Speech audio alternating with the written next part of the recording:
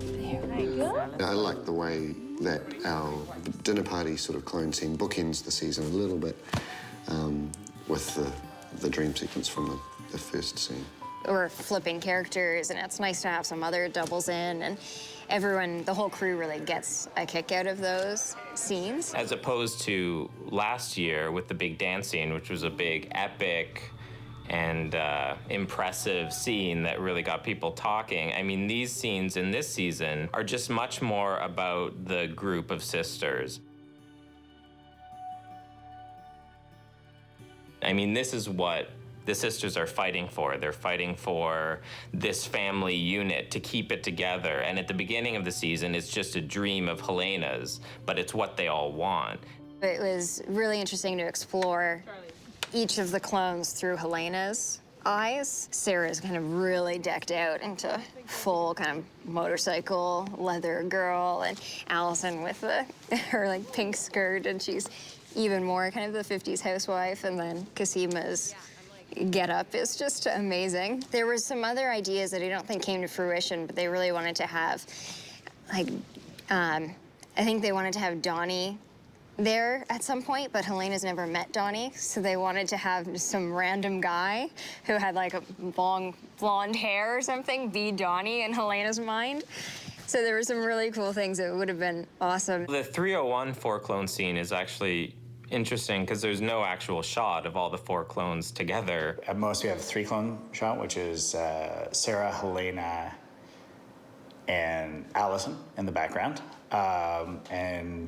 Cosima is always a double, unless it's a shot of her, and then it's specifically Tat in her Ukrainian outfit. In putting it together, it's kind of almost more like a 2-clone scene because they filmed Sarah and Helena together, so there's lots of shots of the two of them together. We were pretty stationary, and Allison's the only one that really moves, but she's separated from them all. So there is one shot in there with those three, and I think it's probably the first time where in the show we have a wide shot from the scene with the four of them, and we're keeping in the doubles, Tatiana's doubles in the show. So I think this is the most clear we've ever seen their doubles, so hopefully the illusion is preserved and people don't notice that we haven't replaced Tatiana in this shot. The way that the scene is staged was simpler to do, harder to, it was tough to light. The biggest challenge was really actually the fact that it was all filmed on blue screen stage. And so we had to create a convincing neighborhood that everybody knows and has seen from season 1 that feels like a believable Markham neighborhood, but wasn't. In the same way that John and Graham sort of, at the beginning of the second season, okay, at some point we'll have a dance party. I think John and Graham came up with, all right, this time it's going to be a dinner party. This is going to be, you know, people around a table and a celebration, and then it's a way of working that scene into the story. We have Tatiana and the whole cast around the dinner table having dinner together, at which point I just went, okay, fine, do it. Let's do it. Let's figure out how to do this. It's less in your face, look at what we can do, and more understated, but nevertheless, there's a lot going on. Because not only do we have the 4 clones, we have 5 other people who are moving around and passing things and talking and getting up and sitting down, and I know that sounds like super pedestrian, but it's so complicated with the techno dolly. Well, there's just so many more opportunities to get things wrong, whether that be the eye line slightly off, 2 people occupying the same space because, you know, Tat's often acting to a tennis ball or whatever, and so around a table with people passing drinks and laughing and clapping, it's you know, as soon as I touch someone else and pass through them, then the illusion is broken. And then on top of that, we had to continuously swap out from the pre-meal scene to the during meal scene and continuously make sure that each plate was aligned as to where it was. And on the day, we had four props and 6 set deck people just constantly milling around, making sure everything was the same. We start with a rehearsal, which is everybody in there, just to sort of help with the pacing and the timing. We rehearsed it for like 2 days, I think, two separate times for a couple hours. By the end of it, it's usually all the other actors just miming through their scenes, listening to the dialogue that they recorded on what we call our master take or our hero take.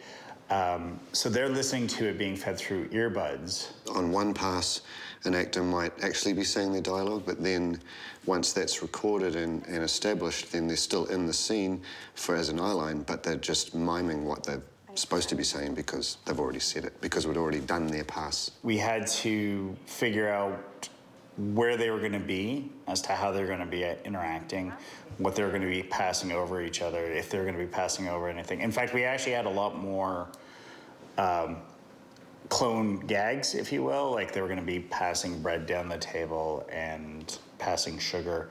But on the day, it felt unnecessary, and in fact, all their interactions with each other was really what sold it. We had to lock those chairs down, but lock it in a way that people could still move and get up and around. So we'd created these little special grommets for the legs to fit in, to sort of, so that each time every person got up over 2 days, the chairs didn't move. The clone scene is shot entirely in bubbles. We had to snot tape every piece of soap down. Of course, I think the one area we didn't snot tape down, Christian, who plays Donnie, bumped into it, but that was okay. Oh yeah, at one point I had to come running around the counter with the phone, and I slipped on the floor because it was just kind of dusty and dry, and then I hit some weird wobbly, they had like this weird wobbly piece of the set that had a bunch of soap on it. I think that's the only part, because I didn't touch the dolly. Yeah, there's a lot of lockdown.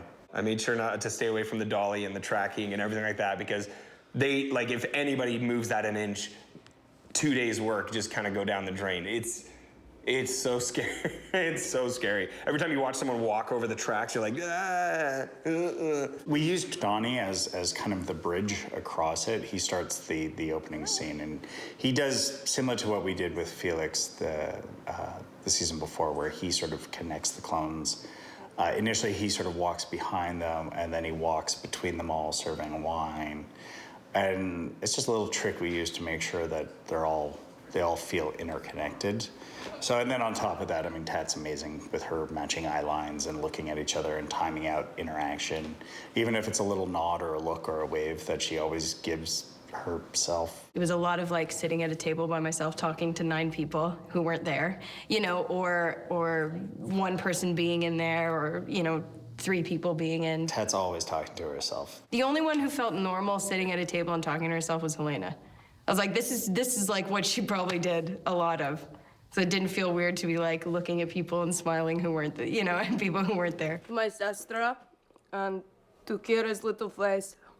You know, I had Catherine there to play Sarah, and Allison and Bailey, our stand-in, jumped in and played Helena with this like total lack of fear and like totally committed to her. And Heidi came in, who was another one of our clone doubles. So it was like a rap party. It was basically the rap party. It has a very off-the-cuff feeling, which looks very effortless and very seamless, but you have to remember this was shot over multiple days, very technical, very precise, but it just seems like they're just riffing and having a good time. And so it was really, so in the edit, we accentuated how much there is overlap in the dialogue and that sort of thing to give it this very real feeling. I think it just took it up to another level entirely. And from what I've seen of the cut footage, it doesn't look like a clone scene. Like it just looks like a regular table scene, which is kind of wild. It's really intriguing to see this scene where we have Tatiana playing 4 versions of herself, but they're all talking over each other, they're all talking casually, and in the edit, that was one thing that we wanted to enhance, was to really just keep the naturalness of it and have people talk over each other. Something else we actually did that we'd never done before is we did ad-lib during a clone scene. On the first day, they were filming Allison and Donnie, and so they just launched an improv talking about Helena's babka cake and all these things. So, save room for the dessert too, because we have a very exciting babka cake. Is that what it is, Helena? Babka cake. Oh, great. It's a sort of Ukrainian traditional Meat thing. bread. Is meat it a bread. meat? Is it a meat stuffed bread? It must have some meat in it. Sounds interesting. Yeah. None of it was scripted, none of it was planned. Every take was different dialogue. And then the next day, Tatiana was playing Helena, and they selected one of the takes from Alice and Donnie, this just improv riffing. And then Tatiana inserted improv dialogue from Helena into her improv from the previous day. Babka cake, yes. Nice raisins. To watch it, it just had this amazing reality, you know, because it's clearly improv, it's clearly off the cuff, and yet Tatiana's improving with herself. We never want it to be obvious, you know, so sometimes we stop ourselves before we start showing off too much, I suppose, do you know what I mean? So it's always got to be based on reality and what it might be like if there were 4 genetically identical people in the same room. So it's, we don't want to draw attention to it, while at the same time we're trying to celebrate what we've gotten good at in terms of replicating Tat.